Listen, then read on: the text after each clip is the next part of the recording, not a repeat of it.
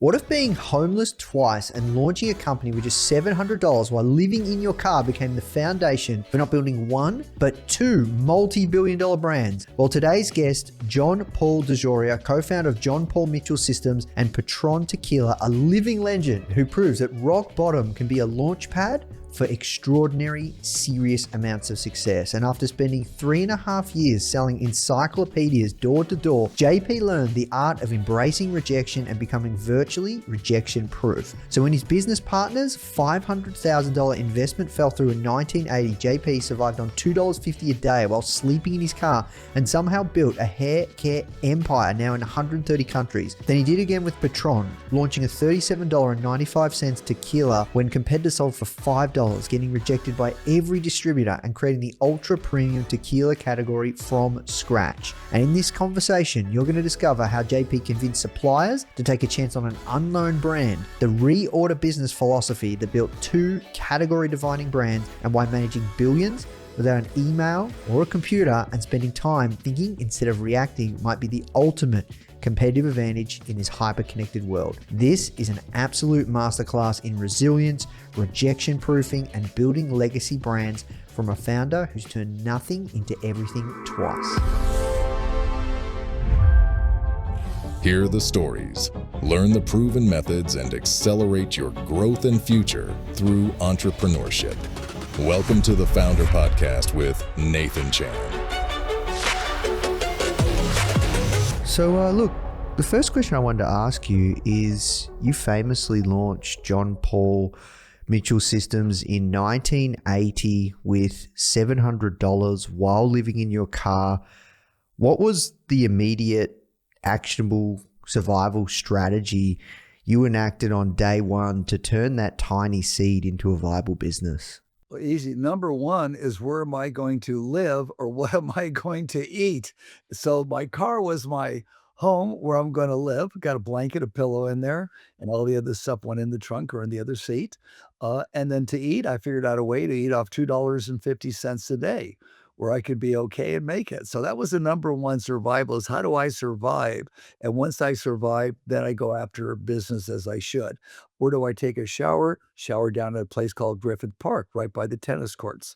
So that was free for everybody to use. So we kind of figured it out. Survival was the number one. Survive. How am I going to survive? I'm so excited about what we're doing. I've got bills to pay here in another month, and we don't have the money. I've got to go out and sell, and I've got to live. Yeah, and look, your story is one of like true built from scratch, come from nothing to, incredible success. So you were homeless twice. I want to delve in. How did you become homeless twice? And now, you've built two incredibly successful companies. You're a billionaire.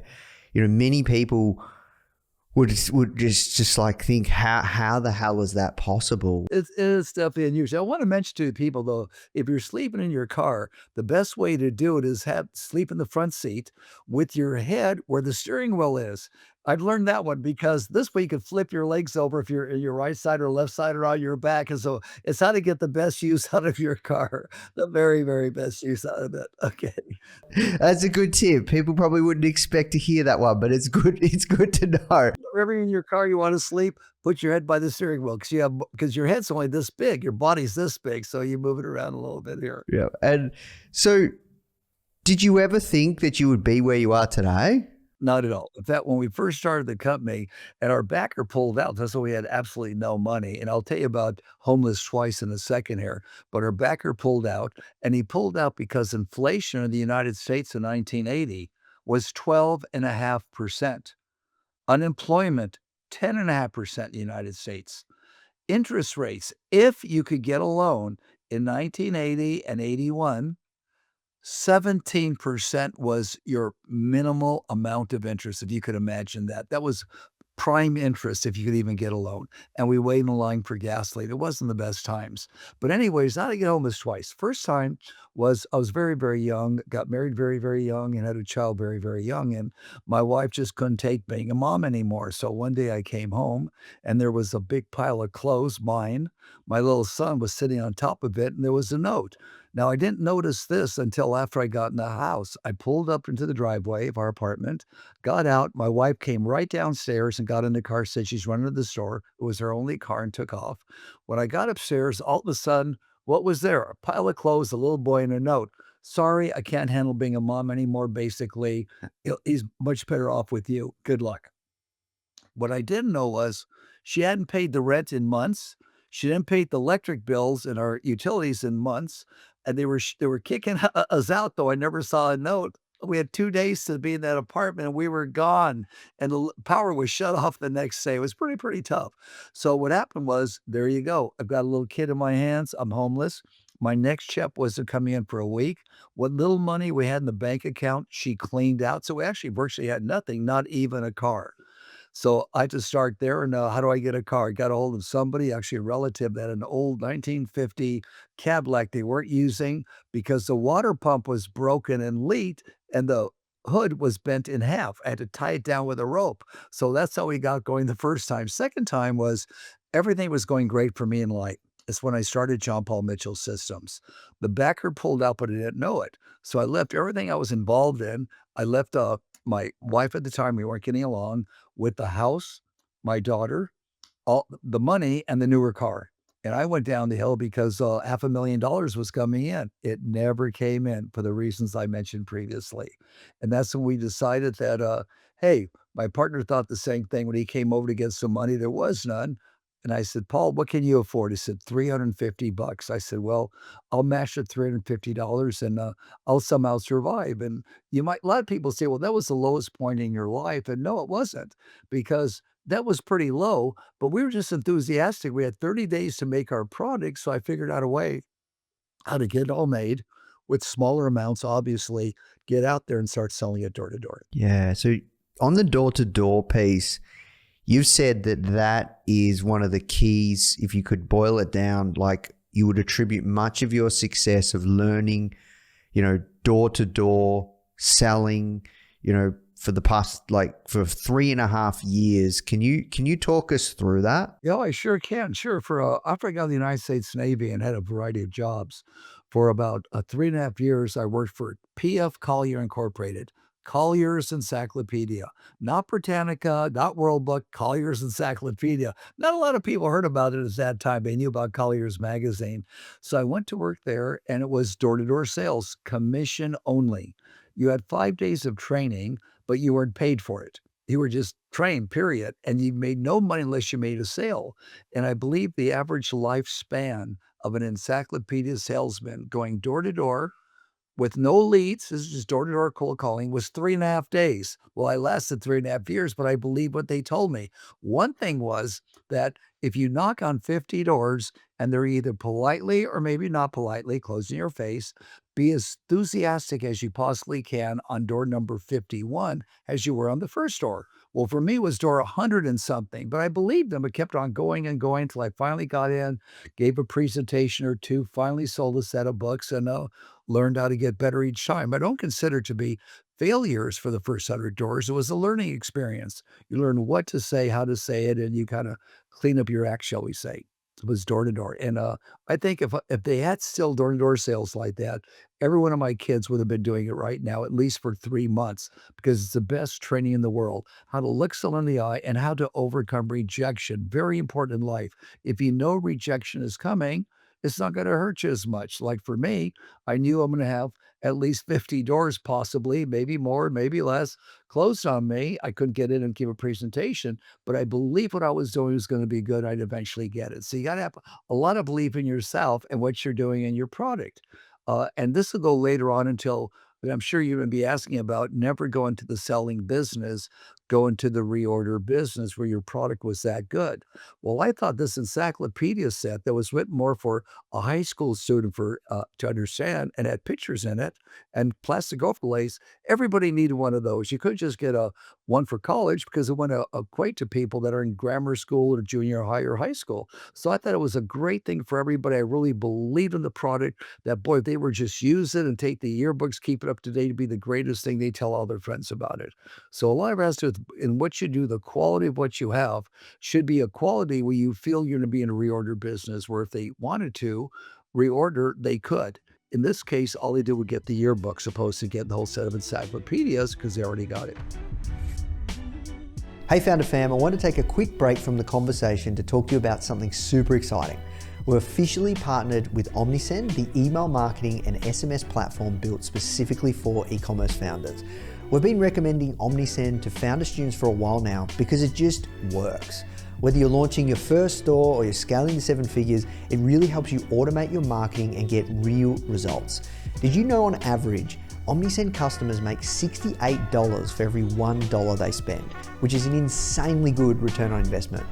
And because you're part of the Foundr community, you get 50% off your first 3 months with the code FOUNDR50. Just head to omnisend.com/founder without the E to get started. All right, now let's jump back into the show. Yeah, I love that philosophy. I want to unpack that, but before I do, you mentioned something about door-to-door sales and your kids. I have a friend he's quite a successful entrepreneur and founder, and he did door-to-door sales, and he said the same thing as you. He said, I'm going to put my kids through doing door-to-door sales because it's the best training ever for life experiences, selling. And I think it's really interesting that you say that because, if you can sell and you have sales skills, you really can look after yourself for the rest of your life. And it gives you this confidence that you can always go and do things. What do you agree with that? I would definitely agree with that. In fact, if you take a look at how things work out, I went through 5 days of training selling encyclopedias door to door. So I knew something about it, but not a lot, but I knew something about it, knowing something. When I started Patrón many years later, I knew absolutely nothing about the alcohol business, nothing. It was something I went into knowing not a darn thing about it or anything related to it. And if you take a look at the book, and we'll cover that a little bit later, I'm sure, and that's Success, Unshared is Failure. Success and Shared as Failure is kind of my life story of how you could actually start a business with no money, how to promote it once it gets going, how to find a distributor and be able to get them to take you on even though you're totally unknown, and how to create something and then build it bigger. So there's a way to do these things. By the way, it's all in the books, Success and Shared as Failure. But there are things that you can do along the way. Like, how do you start a business if you have no money? How did I start Paul Mitchell on $700? I could take the whole hour up and do that with you, but instead I'm gonna take little segments of it so that we don't keep you up the whole day. Yeah. So let's unpack that because that is a common thing. So we have a lot of founders that want to start an e-commerce brand and they say they don't have that much budget. And the amount of stories that I've heard from successful founders that I've interviewed where, they get a supplier to take a chance on them. Can you tell me your story? Like, how did you do that? How did you get, someone with your MOQ, like to get a manufacturer to take a chance on you? How do you do that? Easy.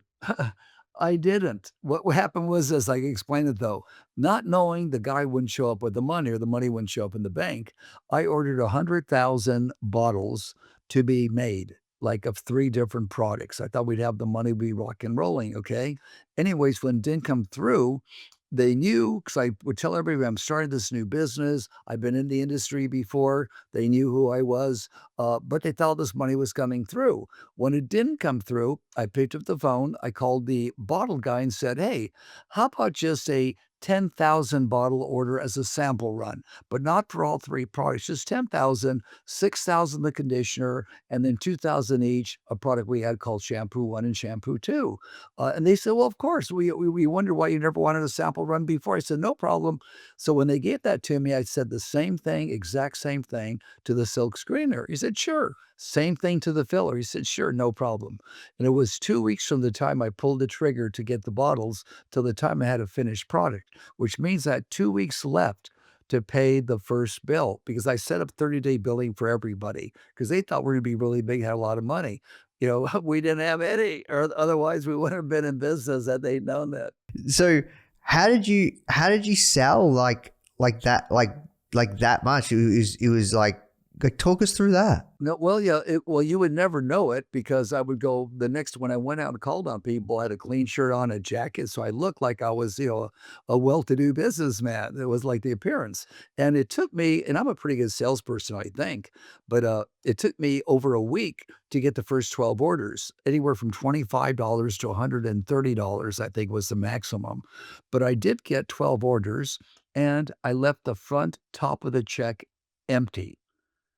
In other words, it wasn't made out to anybody. I delivered the products, they gave me the check, I told them to leave it open, knowing that I could use this as ammunition to get a distributor. So when I went to find a distributor, knowing that without a known brand, without any money, no staff, no money, no advertising, no promotion, I would have to have some extra things there. So I did a few things.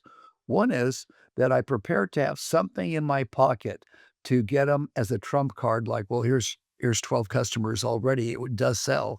And at the same time, I knew that they would want to pay me in my industry in 45 days. I couldn't survive 45 days. I needed to be paid like right away. So I built into my pricing an extra 5%. And it's in the book how I ended up doing that. So when I presented the whole program to the fellow at Paris Ace Beauty Supply, Mr. Henrietta, he said to me, very, very nice man, he was very courteous, listened to my whole sales presentation, and said, JP, you have no sales force, you have no advertising, you have no promotion, you're an unknown brand, you know the industry a little bit. JP, I have all the big brands. They have advertising, promotion, staff, all this. I said, well, I'll come and work with every one of your salesmen until you sell it. And we were really hard up. So I said, if you'll just buy $2,000 from us, I'll give you all of LA County and Orange County, big area, exclusively. I mean, we were really hard up, 2,000 bucks. We really needed that badly. And so I showed him the whole presentation. I did not tell him how bad off we were, though. And he laughed and said, you know what? An unknown brand, we've got all the big brands here. So, yeah, JP, I have to say no. He says, unless you have another reason I should consider. I said, yes, sir, I do. And I reached in my pocket, pulled out the 12 checks, put them in front of him. I said, there's your first 12 customers. I've already sold them for you. I've already delivered it for you. Those checks are yours. And he looked at me and just laughed away, said, okay, we'll give you a try, but you better show up here every single day till that's sold. I said, yeah, I gladly will, no problem. I said, but I have one more thing to ask. And I said that one more thing that I want to ask is this, because we need the money, we're brand new starting out. Can you pay me when the goods arrive? And he laughed again and said, JP, we're Paris Ace Beauty Supply. We pay our bills in 45 days. How about if I give you a 5% discount for paying me right away? How would that be? Well, 5% discount, sure, but you better show up. Yeah, no problem, I will. Okay, I'll do it. When the product's delivered, I will go ahead and do that. It's okay. Anyways, as he told everyone at my 25th anniversary, we've been in business now 45 years, but our 25th anniversary, I found him and invited him to talk to our distributors. And he said, so JP leaves my office. Within a few minutes, my warehouse man's calling me and saying, there's some guy unloading products on our dock, our delivery dock here, wanting a check for $2,000. He laughed again, came over, handed it to me and said, I'll see you in the morning. And that's how we got our first money to get going because no one would take us on. Yeah, that's crazy. And when it comes to that kind of story, the level of pressure, stress, anxiety, like a lot of people, like how did you put yourself through that? Did you think that you were going to make it work or you just had nothing to lose? What was your mindset at the time? When you're at the very, very bottom, almost like an act, you could only look up, all right? So I couldn't get any lower than I was. Here I'm living in a car and everything else. But what really drove it was that, and I'm going back to selling encyclopedias. What they said was be prepared for a lot of rejection. You're going to get it. Those that stick through it and don't let them affect you, then by gosh, you're going to make it and make some big money. So whenever I tell people the two greatest suggestions I could ever make for you to be successful in your personal life or your business life is number one, be ready for rejection. If you know it's coming and you're ready for it, it's not going to affect you so much. So if you have 100 disappointments, 500 disappointments, you're just as enthusiastic on the first one as you were on the very last one that you're going to give. And those are two things I learned that, hey, it's just a matter of how many doors can you knock on, how many can you get. Now, once I got it down really well, I could spend one day and get 12 accounts, 12 salons. But in those days, I had to really get it down with all the limited things we had to work with. And I finally did. And when it comes to, I guess, stress and pressure, do you think that the most successful people, their ability to take on the largest amounts of stress and pressure is what allows them to be successful? I would say that you're going to get a lot of pressure, a lot of stress. But if you know also that it's coming, and we did get it, but there were nights I couldn't sleep because I couldn't pay the bills the next day. But if you know that it's coming, you just remind yourself, like I did, hey, that's another rejection. I'll somehow make it work out. I leave it to the universe and it will. I just keep on going forward. And if there were any obstacles on the way, like I couldn't pay the bill, was paid late, or not paid at all, or, hey, I'm a little hungrier than I was yesterday, whatever that possibly might be. It's just, hey, that's another rejection. It'll work its way out, and everything worked out okay eventually. And how long did it take to work out? Well, 2 years. And the reason I know 2 years is because after being in business 2 years, we were able to pay our bills on time. Not pay them all, but pay them on time. We said, whoa, we got it made now. We could pay our bills on time for the first time. We had $2,000 left over. I gave half to my partner. I took the other half. And we thought, hey, we got life made now. Our bills are paid on time. I got in a little apartment I'm living in now. And son of a gun, we got $2,000 each. Isn't life wonderful? And that's when we knew we made it. And our dream was if only we could do $5 million a year, we would each have $250,000 in our pockets in profits. Wouldn't that be a wonderful life? And it would have been a wonderful life. We did not know at that time that it could get really, really, really big and huge. But we found out that once I got the company to 5 million, and my partner, by the way, wasn't a hairdresser. He was one of my best buddies, and he and his beautiful, wonderful Jean Broad girlfriend lived in Hawaii. But he was a hairdresser, a top one, like one of the best. And he taught hairdressers how to be top hairdressers, very, very famous in his field. So he would go out and sell too and hold hair shows. I would go out and sell and run everything else in the business. So as we got it and we knew that we had $2,000 left each, plus our bills were paid on time, after all that stress and all that disappointment we went through, we knew we had it because that heavy stress of not paying your bills, not being able to have any money was very, very heavy and a very heavy toll. But we got through it, and then the rest of it was a lot easier. And at peak, what did John Paul Mitchell products get to in terms of revenue and profit? Well, we are today the world's largest privately owned salon hair care styling company. Yeah. Okay. Can't talk numbers though.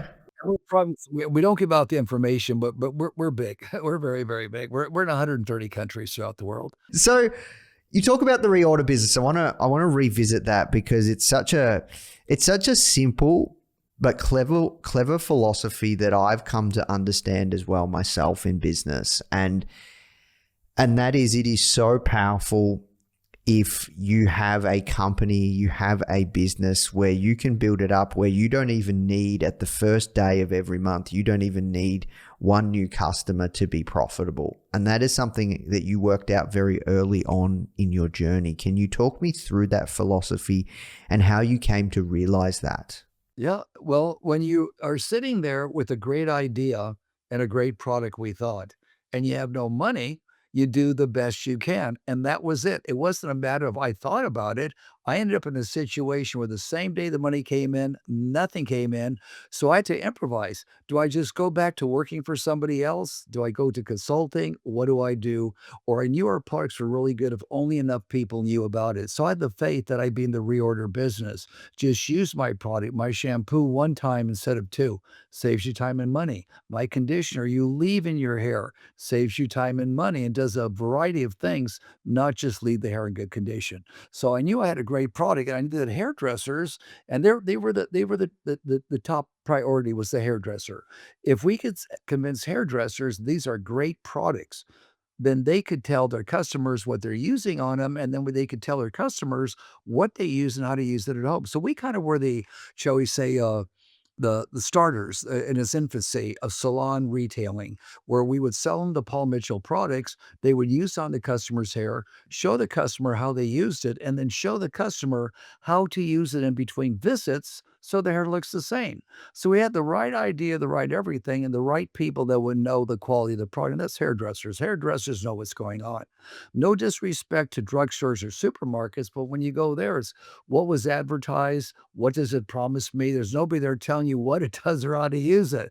We went the opposite direction. We would do it through the hair industry. And if distribution ever changed, like it has these last 5, 6 years, if distribution ever changed, we would somehow, if we had to distribute in another way, make sure the hairdressing industry was part of it. Give them a piece of the action. Always go back to the hairdresser. And when it comes to people, there's a statistic that we read online that apparently John Paul Mitchell systems, your employee staff turnover is incredibly low. It's reported less than 100 people over decades have left your company.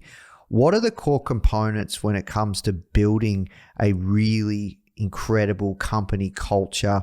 You've got a policy around giving free lunch, but what is really driving this unprecedented loyalty? Well, I would say that I've worked for people before that maybe weren't the nicest people. I've been in a situation before I had $1 for lunch. You can't buy very much for that. So I thought, if I'm lucky enough to make it, by gosh, I'm going to try and treat people the way I'd want to be treated. And the first thing I was able to do was give my small staff free lunch. Everybody got free lunch because there were all the times when, I didn't have a lunch, or for $1, I couldn't get very much whatsoever. I've been there before. So it's kind of like do unto others as you would have others do unto you. That was kind of philosophy. And the better we did, then I could get into, hey, here's bonuses. Here's some profit sharing. Hey, we could do a health insurance for you. And always bearing in mind, what can we do as a team to make a hairdresser's world better and to raise their prestige? Because we're all about loving hairdressers. And when you love what you do and the people you do it with, it's a lot easier. Yeah, I agree. Look, I think when it comes to life, you spend a third of your life working, and one of the things you want to work out is who do you want to work with? Who are the people? And if you can build an incredible environment around people that you personally as the founder want to work with, you've got you like that's one core component of life you've got sorted. Yeah, and I knocked out a lot of middle management. In other words, if a person could do the job, why should they need somebody watching them? So I would say the majority of what somebody would have as middle management, I didn't have to have. I just made sure the people that I hired were people that could do more than one thing. So for 6 months, we couldn't hire anybody. It was just me almost doing everything other than Paul doing the shows himself. And Jane brought his girlfriend, they did the shows. And I did the rest, packing the boxes, you name it, I did it, sending out the invoices, I did it all. After 6 months, I was able to hire Shirley Wong, wonderful lady, but she had 10 jobs. She was the receptionist, the secretary, the biller, the packer. She did 10 different things. It was amazing because that's what we needed. So it allowed me to be more involved in sales and direction of the company, as well as ordering various products. And then it was another year after that, which would be a year and a half in business. But before we hired our second employee, who Mr. Safford turned out to be not only our second employee, but he was a salesperson, a traveling person, and an educational person all in one. So I learned that many, many, many years before that you could do more than just one thing. So I had to do almost everything when we started the business. So it was very easy to turn several things over to a person if they were qualified to handle it. And the majority of the time I was right. They were able to qualify and handle it. Occasionally you go wrong, but most of the time I was right. And you are right. I think in my opinion is, oh God, we've been around for 45 years now. And I don't think it could be any more than just 100 or two that have left the company, either retired or went on to do something else or moved or something. Not very many. Consider we're in 130 countries, have a lot of people that work for us. Yeah, it's really interesting. It's something that you should be incredibly proud of, because there are a lot of companies out there that don't treat their staff well. That there's a lot of companies out there that they're not a great place to work. I've worked at many other places, and I've worked at some crappy companies too, and I know what it feels like. Well, got to be kind. Number one priority in life is just be kind to one another. Be kind. So I'd love to switch gears and talk about Patrón. You did something crazy. and you got into a totally different business. And when you launched Patrón in the tequila space, tequilas were usually $5 a bottle, but you launched Patrón in 1989 and you priced it at a premium price of $37.95. How did you convince retailers and bartenders to really embrace this ultra premium pricing and create the need for the sipping tequila category? There were several ways we did it, and I will explain to you, maybe give you a couple of examples, okay? There's many ways we did it. First of all, nobody would take us. We went to every distributor. They said, "Are you kidding? $37.95. It might be really good stuff, and it is good, but no one's going to pay that. It's just too much." Nobody would take us. We finally convinced a wine distributor. All they distributed was wine to take us. We could convince them to do it. And we did it. We said, "Look, we could give you Spago's restaurant if you'll take us." Spago's was the #1 restaurant that Wolfgang Puck ran. This is 1989. And then, 1989. And Martin, my partner that I started the company with, he went ahead and got Baja Cantina. So we told this wine distributor, "We'll get you those 2 accounts." They said, "You get those 2 accounts, we'll distribute for you." Well, we already had them. So we knew we had them. So we gave it to them. But what happened after 1 year, they were only selling very, very few, not even 1,000 cases. Like that's nothing. So we dropped them immediately. And then we went with a bigger distributor that, had more, shall we say, teeth in the industry and more distribution in alcohol. So at first, no one would take it. So what are some of the ways we did it? One of the ways we did it was, other than Spago's and places I knew, I would walk into a bar, and in those days you could do it. I don't know if you could still do it or not. And I would ask the bartender, I would say, "I'd like to buy you a shot of tequila." And I think it was like $3. It was really cheap. So he wouldn't. I give him $3, right? I said, "Now I want you to taste this. Give me an empty glass." And I go from my briefcase and I pour it, say, "Now taste this." He goes, "Wow, that's some kind of a tequila, right? But it's really mellow." I said, "Exactly.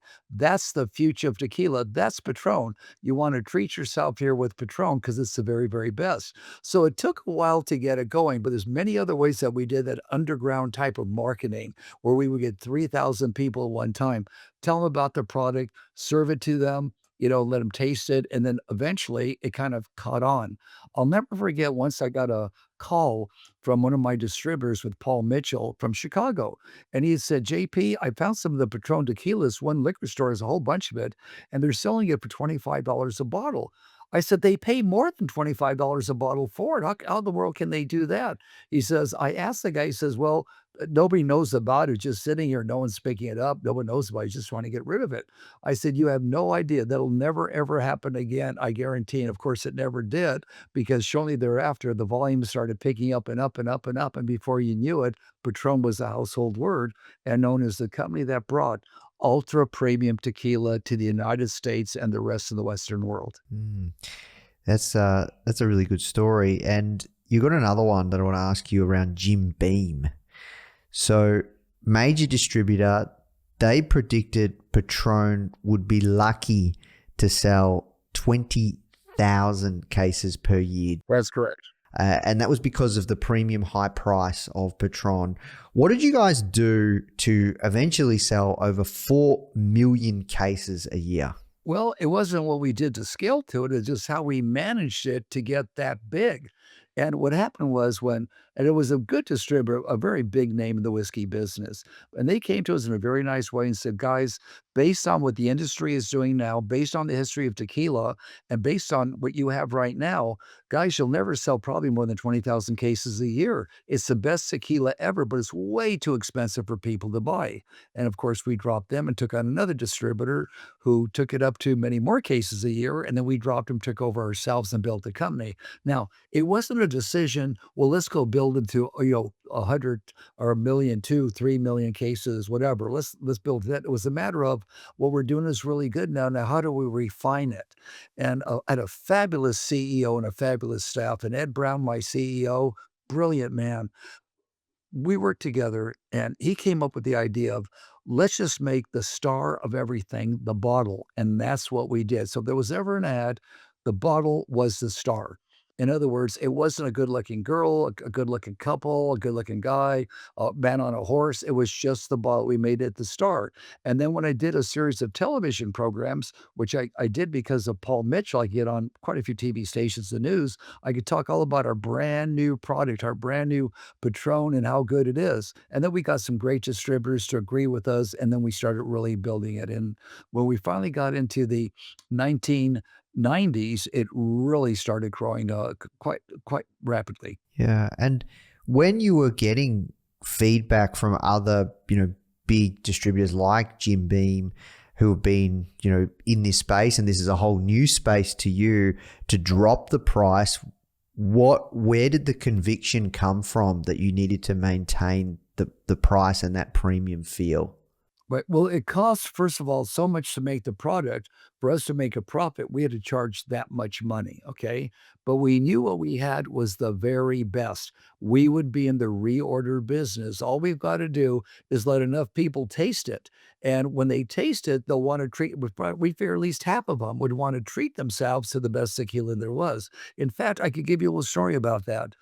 Mr. Miller, my stockbroker at one time with Goldman Sachs, called me on the phone and said, JP, you're not going to believe this.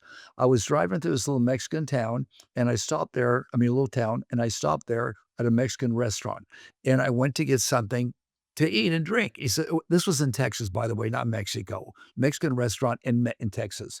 He says, and it was just a little funky one. And I said, well, I'll order margarita. I wasn't about to order Patron because the place could not handle a tequila like that. It was probably a $2 bottle, whatever. I said, I'd like to order a margarita, please.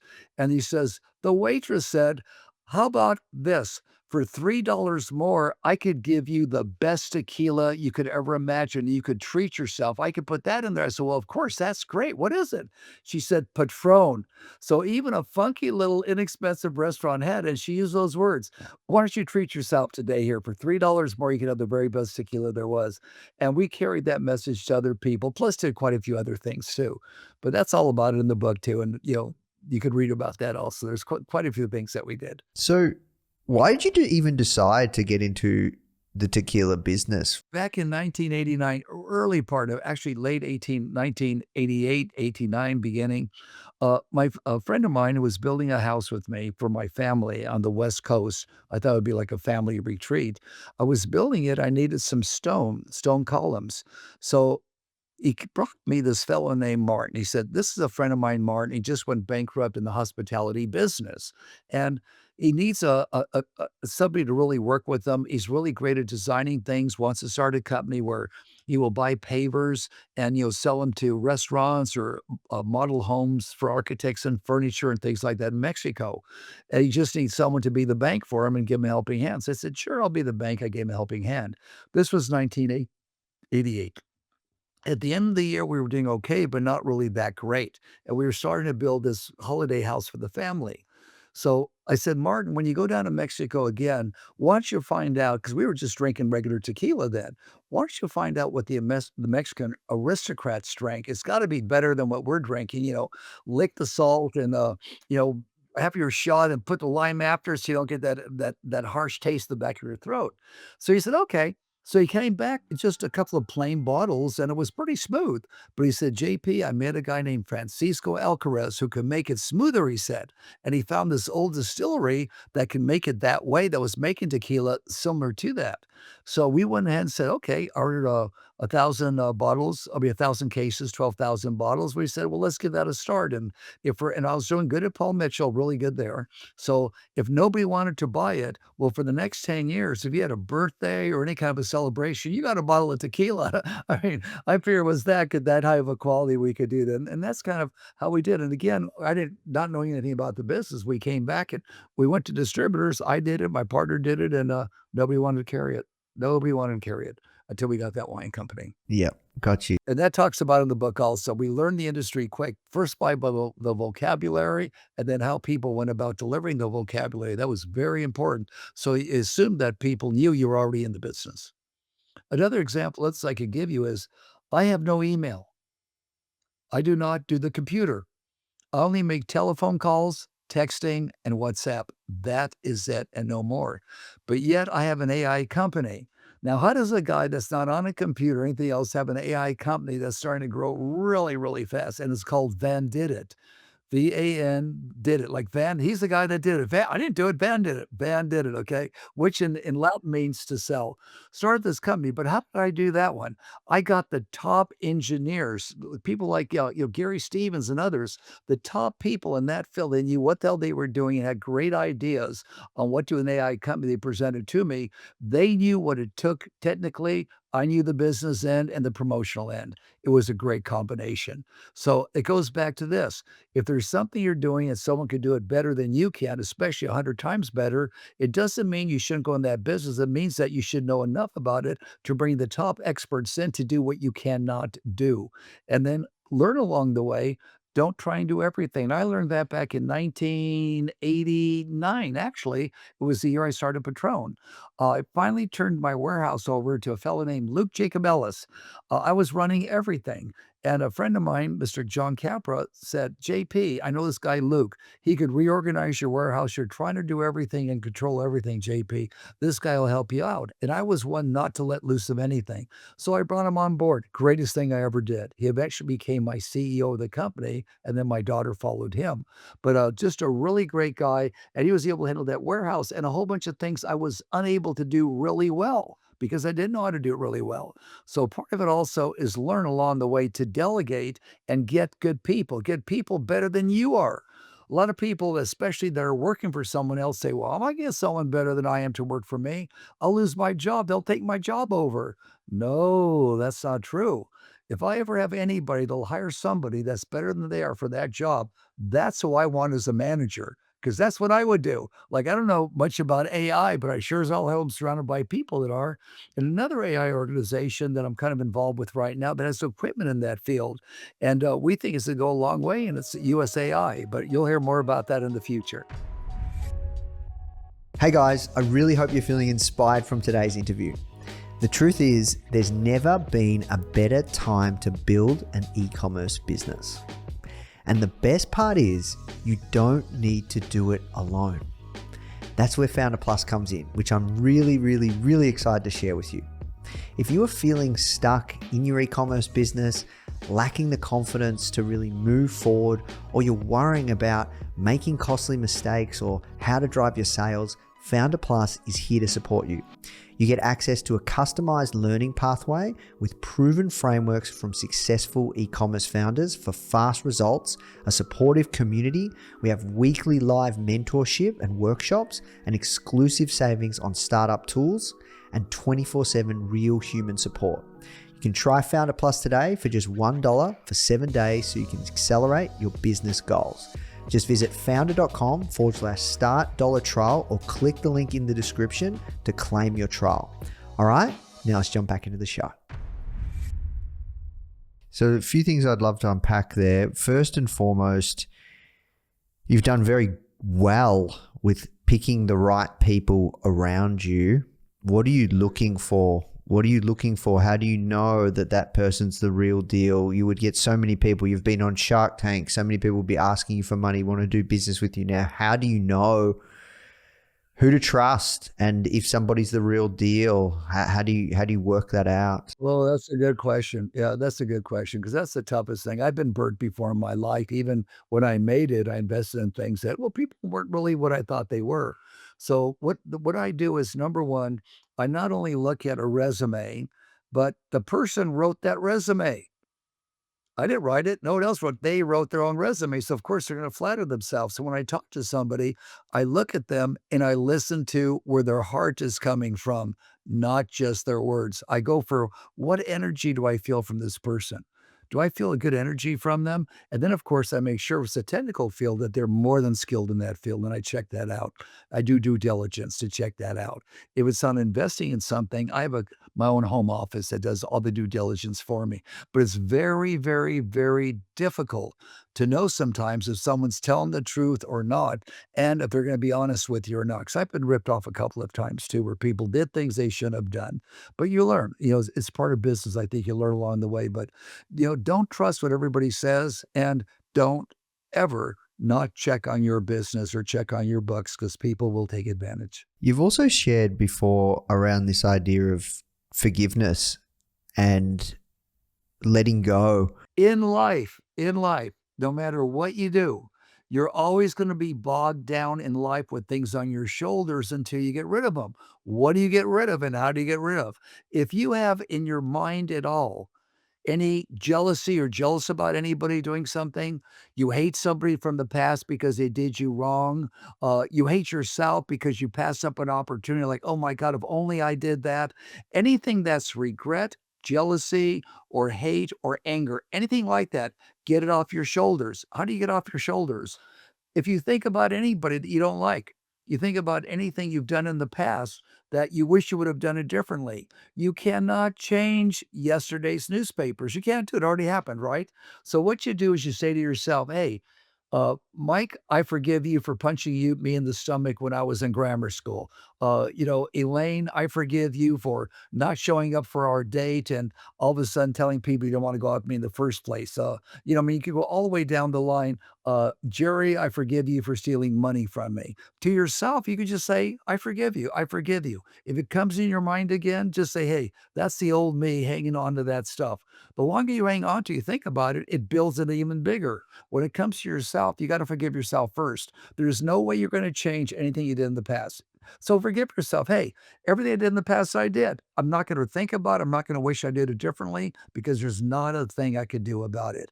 Get all that off your shoulders and you go forward. If you don't get off your shoulders, you're going to find yourself in situation where you're jealous of somebody or somebody says something, you're really angry at them for saying it, or you dislike somebody because they didn't like you or things like that. When you get it all off your shoulders and those things pop up again, it's forgiven immediately. It's a wonderful thing to go forward with and just let everything go. Yeah, you're actually, to be honest, more spiritual than I thought. And when I say that, I mean, even like from research, you've talked about kind of meditation and letting things go and being present. Where does that come from? I think it's just from going along life and all of a sudden finding yourself, especially when I started Paul Mitchell, waking up in the middle of the night, just worried about I can't pay the bills the next day. I graduated several months later to, okay, I don't want to think about this anymore. So I'm going to take a piece of paper and I'm going to write on that piece of paper everything I'm thinking about that's going to worry me. And then I'm going to put it on my bathroom mirror. I'm going to tape it there. I can see it in the morning. So psychologically, when I go to bed, I don't have to think about it. It's on the mirror. I'll look in the morning. And that really helped me go to sleep. And then when I went to the mirror the next day, those things that kept me awake weren't that important. And I would just cross them off. They weren't as bad as I thought they were. And then after a while, little by little by little, I tried to get it down to fewer moving parts. And somewhere along the way, I don't know where, but somewhere along the way, someone had said to me, or I read, or something like that, uh, about you got to get things off your shoulders, especially hate, where you hate yourself for doing something or not doing something or hate somebody else. It'll make life easier. So I took them all the way out eventually to the past, present, and automatically in the future. I found myself not being upset by it at all. There's nothing I was jealous about in the future. There was nothing that didn't like. If something happened, I didn't like it. Within a matter of minutes, maybe, sometimes hours, it was gone. Wasn't there anymore. That's a great way to live life. And I know for many, many people, they would look at someone like yourself that is super successful and think how wonderful life must be. What would you say to them? Go grab the book, Success Unshared is Failure, because it's all about all kinds of no's in there and how to overcome the no's, and at the same time, how to end up having a pretty good life and being involved with quite a few people. There's quite a few stories in there of the hows, whens, and wheres. So I would say to everybody, read the book here. Just read this book here. It took me almost 3 years to write this book with three of the best writers in the world. It's my autobiography. But I did just change it to make sure that the reader would be able to do what I was talking about. That's why it took me almost 3 years to write a book. I think if I was smart, smart, I'd write it in a year, but I kept on reading and I read the whole book over 6 different times before I thought it was, okay, people can now understand and be able to apply it in their own lives, whether it's their personal life or their business life. And since you have a lot of people are going into startups, like into the, it's called the digital technological community, that is a wide open community. My God, is that a wide open community? If you want to get an idea of things to do in that community, go online and type in Bandit. That's the AI company we started. See what they did is totally thinking out of the block, out of the box, but using computer skills. And we created a platform. That's the word. It's a platform that's kind of like an AI platform, but more of a platform that the engineers developed their geniuses over a few years and quite a few $1 million I invested in that.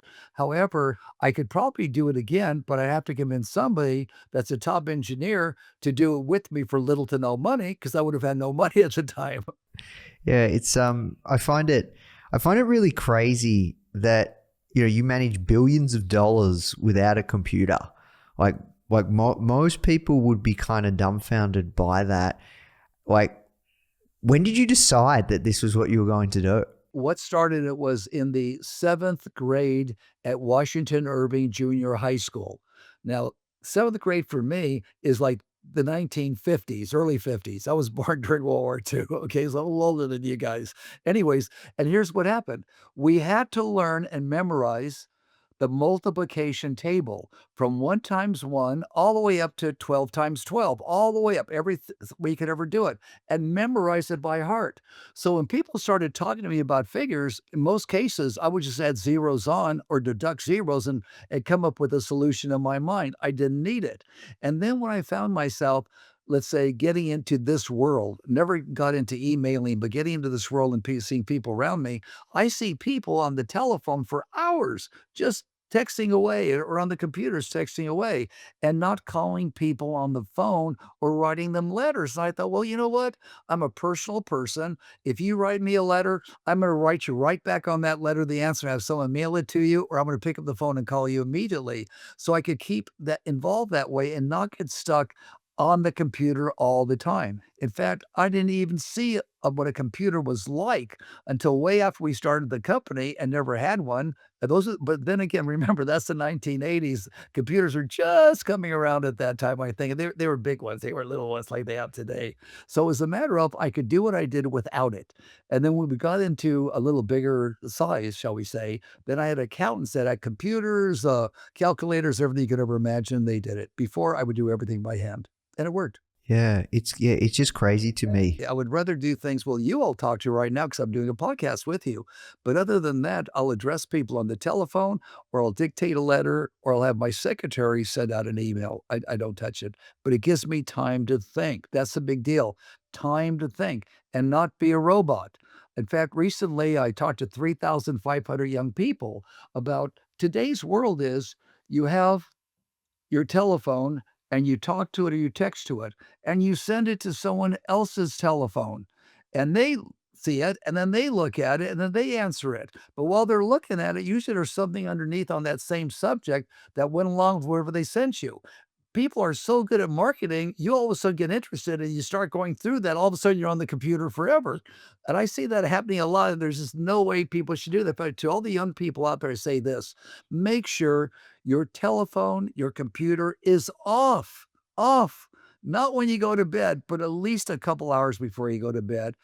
How are you going to think? You can't think on your own if you're depending on your computer to give you an answer or your telephone to give you an answer. You're not thinking on your own. You are communicating. Also, it hurts a lot of people.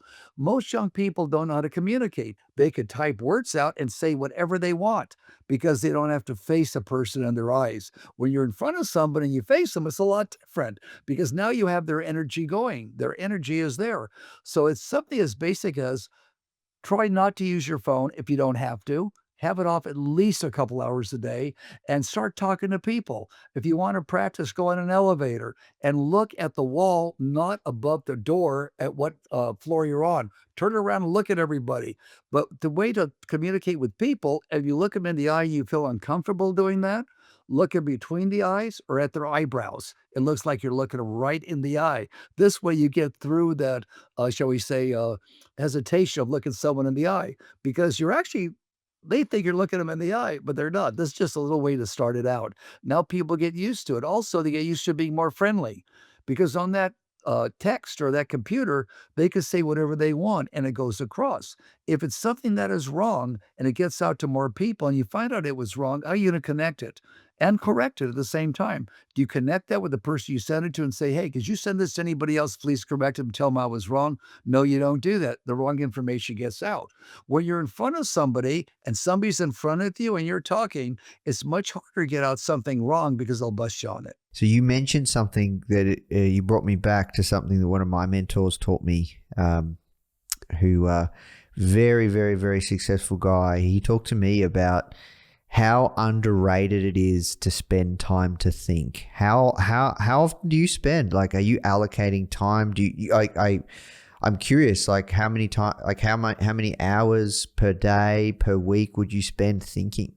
I can't quantify it other than I don't have to spend time on a computer, don't have to spend on a telephone. When I need time, I take time. And if I really want to take time, and I do this a couple times a year, I'll disappear for 3 days and just hang out with myself and make lists of what's good in my life, what's not good in my life, what I like, what I don't like, who may be good in my life, who may not be good in my life, what can I do to improve my own self and make it better for myself and others. And I'll actually take time to do that in my life and just get away and do it. Love it. All right. Last question. We have to work towards wrapping up. I could speak to you all day, JP. Talk to me around your memoir. Success Unshared is Failure. Why did you decide to put that together?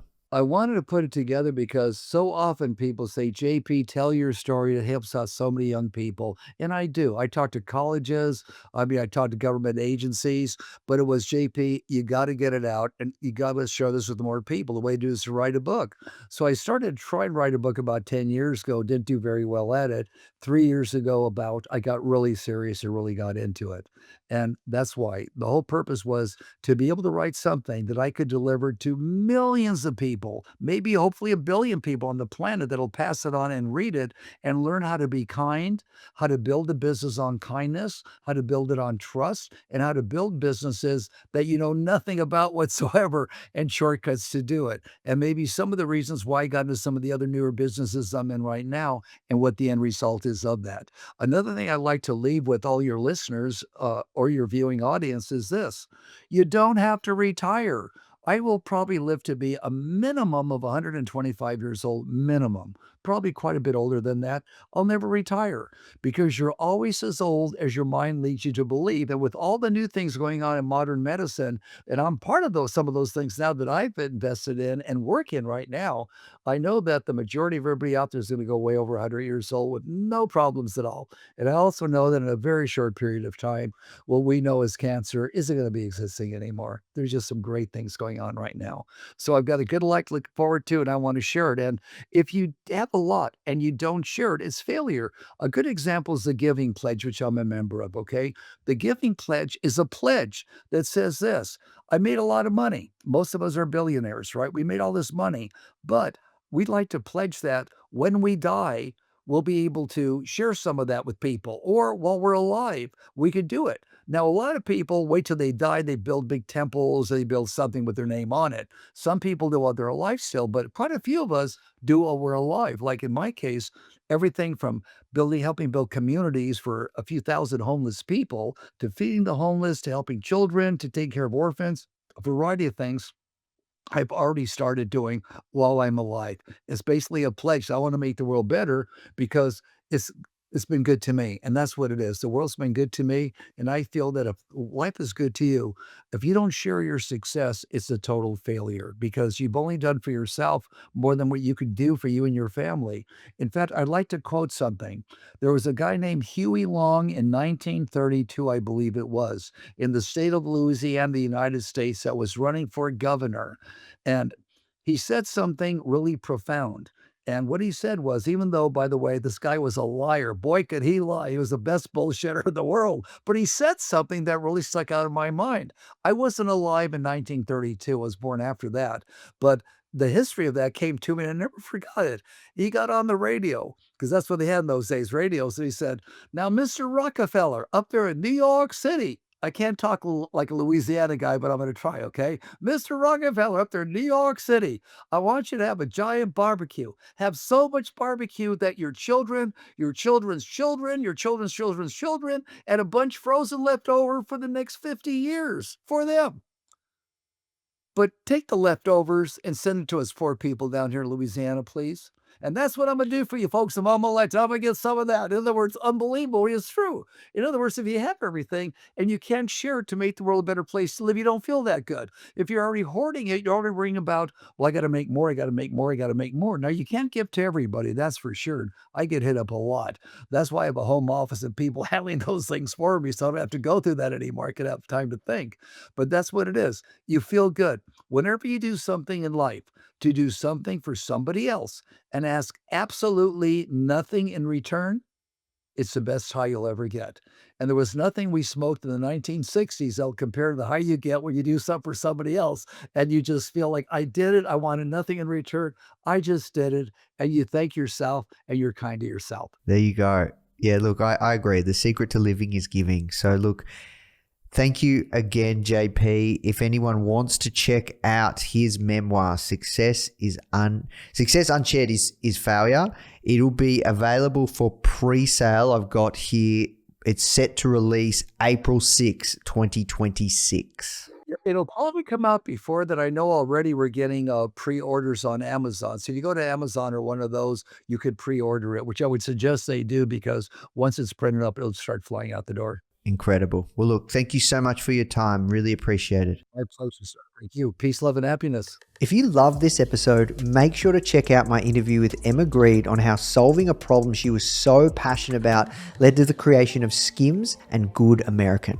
And so I do think it's so much of it starts with like addressing things that bother you, that you find, you've got to create a solution for, because, at the end of the day, you've got to be passionate enough and sometimes crazy enough to go round and round and round to actually solve a problem.